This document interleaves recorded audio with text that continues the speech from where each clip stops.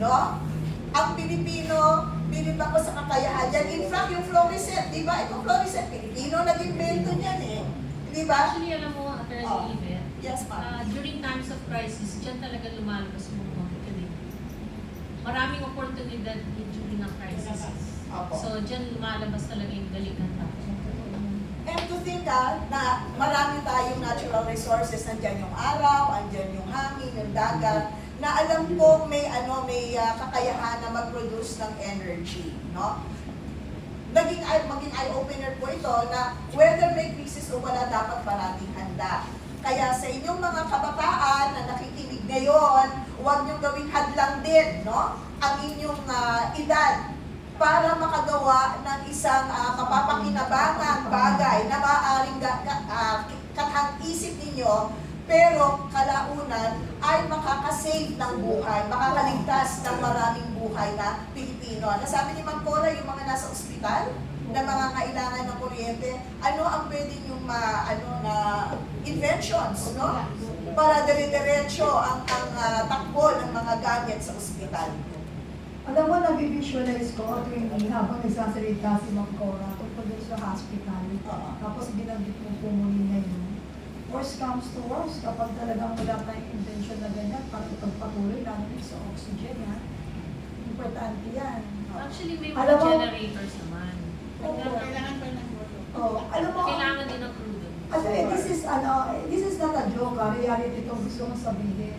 Ang mangyayari yan, mano-mano tayo. Mano-mano tayo, pero alam mo, ang Pilipino, matatag. Talagang pinatatag tayo ng mga nangyayaring korupsyon. Dahil unang-una, expected na natin na naririnig lang natin, kasama tayo sa plano, pero pag nandyan na, wala na tayo. So, wala tayo sa priority. So, what I'm trying to say is, get ready. Kasi, kailangan, iba na po yung handa, maging Girl Scout at Boy Scout tayo sa panahon ng crisis po sa ating bansa. Kasi, sa totoo lang ho, ang dami nilalatag eh, lalo na po ni Ma'am Cora. Kung titignan mo, pakikinggan mo, lalo mo lang talagang pinasisindi talaga na yung ating dating hakang-haka ay tunay palang totoo, na matagal na pala tayong binabalahura. Kinakaya-kaya, ngayon alam na ninyo, papayag pa ba kayo? So, Ma'am Cora, talagang nakakatakot, pero biglang-bigla kami dahil bakit kailangan sa sobra-sobrang pera o yaman meron ng Pilipinas, bakit kailangan humantong sa ganitong sitwasyon na pati mga maliliit nating kababayan ay harap-harapang niluloko at ninanakawan? Actually, mayaman ang bansa natin eh.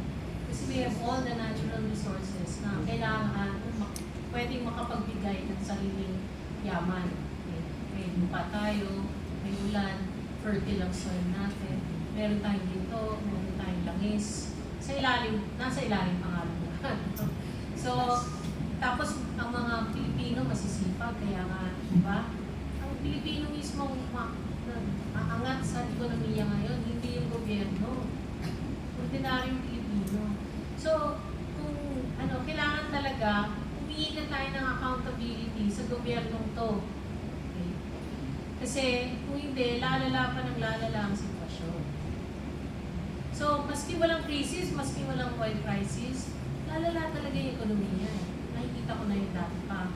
Kaya lang, it got worse. Okay? Lumala dahil nagkaroon ng crisis pa sa langis. Hindi gusto yata Sandali, mamaya tayo Mama, sorry but I want, sana, if you don't mind, kasi you did not attend the meeting kanina earlier, kaya hindi ka aware. So, pakibulong na lang kay Ma'am. So, can you please continue, Attorney Yvette? Actually, ma'am, ito, para madinig din ng kung nakikinig kayo ng ating administrasyon, ma'am. Okay, so, tinatag yung itong crisis management, called the Uplift Committee, also known as the Unified Package for Livelihoods, Industry, Food and Transport, na personal tingin ko ayuda style ang mangyayari. But at this critical moment, Ma'am Cora, what is the one hard decision government must make now before external crisis exposes the country's weakness? One hard decision. One- Hard decision. Yes. Oo. Step down. Yes.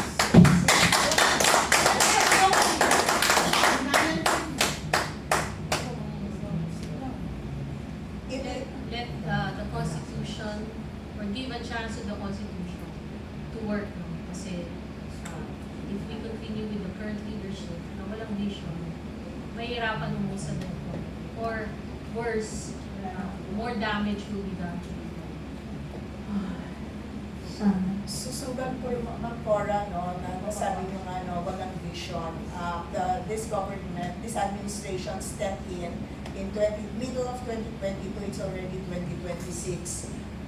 Mga kababayan, mga vloggers natin, si Ma'am Cora is an authority on economy. Hindi yan magsasabi na walang vision kung walang basihan yan. No? So, when she says that that is a hard decision, ibig sabihin, sa 4 na taon na inupo ng administrasyon na ito, walang konkretong plan kung para sa bansa. Hindi na tila kakayanin sa inaantay pa nating 2 taon. And hindi naman kahihiyan kung bababa.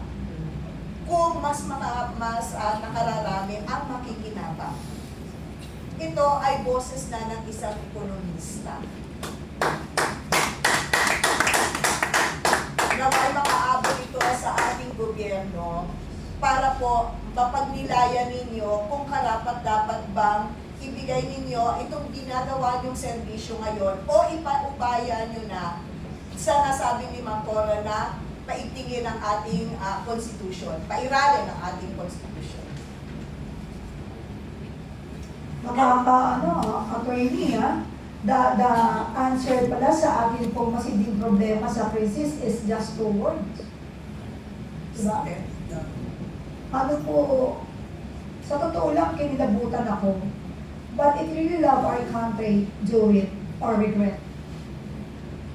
Kasi, sa totoo lang po, sir, talagang naiiyak ako kasi, pero hindi ko pwedeng sabihin naiiyak ako pero wala akong magawa. Dahil lahat tayo may magagawa. Nakita ninyo, kayo na rin po nagsabi. Tinanong kayo kanina, di ba? Sabi ko, ibang klase to. Dahil ang nagtatanong, yung guest panelist. Unang-una, 2 letter, 2 word lang pala ang magiging solusyon sa problema ng bayang Pilipinas. Sabay-sabay tayo! We will not say sorry or you will be sorry soon. Kasi po, taong bayan na po ang nananawagan, taong bayan na po ang nagdurusa. May krisis po sa ating bansa, huwag ninyong i-deny. Kailangan maging makatotohanan na lahat ng pagpapahayag natin sa ating mga kababayan. Huwag tayong magbulag-bulagan sa katotohanan at magbingi-bingian sa lahat ng nadidinig natin. Pwede natin itong ibalanse. Kaliwat kanan. Bakit hindi natin ito magawa? Ano ba ang tinatago ninyo? Hindi ba kayo naaawa sa ating mga kababayan? 128 na po ang diesel per liter. Wala pa rin krisis ang Pilipinas? Mga kababayan, today's guest, I'm very thankful and we are so blessed to have her. Ilan pa po bang malutikiya? Ilan pa pong toragidote na nanawagan kami sa mga maalam, sa mga may boses, lumabas na po kayo.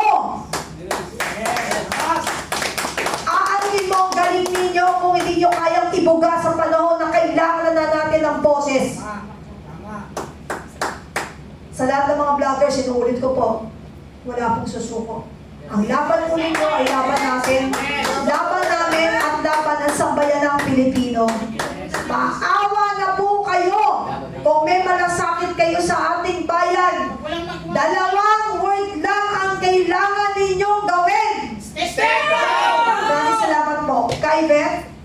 Yes, actually, hindi na wala na tayong pwedeng tanong pa kay Ma'am, mag-entertain na tayo ng questions from our vloggers kasi nasagot na rin po niya ito, no? Nasabi niya, hanggat nagpapatuloy ang korupsyon, no? At yung mga nangyayari ngayon, tila wala na tayong aasahan sa loob ng 2 o 3 taon pa.